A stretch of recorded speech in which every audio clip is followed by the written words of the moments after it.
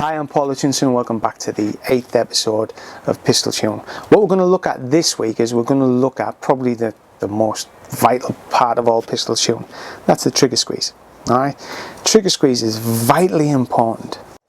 What we're going to do is I'm going to teach you what is deemed as a technique that the practical world stole from Olympic shooters 30-40 years ago, which is a surprise break trigger squeeze.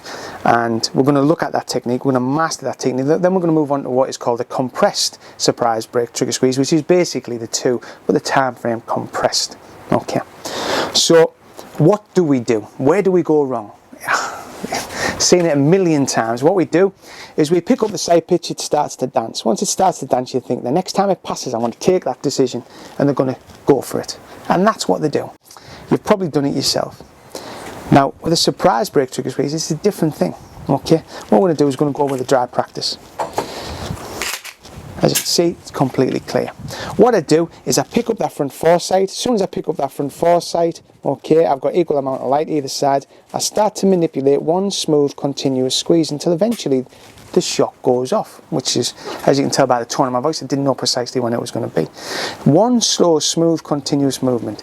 That way, if it's a surprise to me when it goes off, I can't then put any bias into it. I can't anticipate it. I can't go on my toes. I can't lean forward. I can't bring the weapon down and all the other things that we do when we know that this is going to go banag. Okay, so what we're going to do is we're going to dry practice that again. We pick up the front foresight, we hold the foresight exactly where we want it, and we apply one smooth continuous squeeze until eventually it goes off. That's a slow squeeze, and I hear what you're saying, Paul, I don't have time to do this, and I appreciate you don't. Okay, what we're trying to do with this is to master the art of the technique, because once we master the art of that technique, we compress the time it takes us in order to manipulate that trigger squeeze, and then before you know it, you can actually develop that.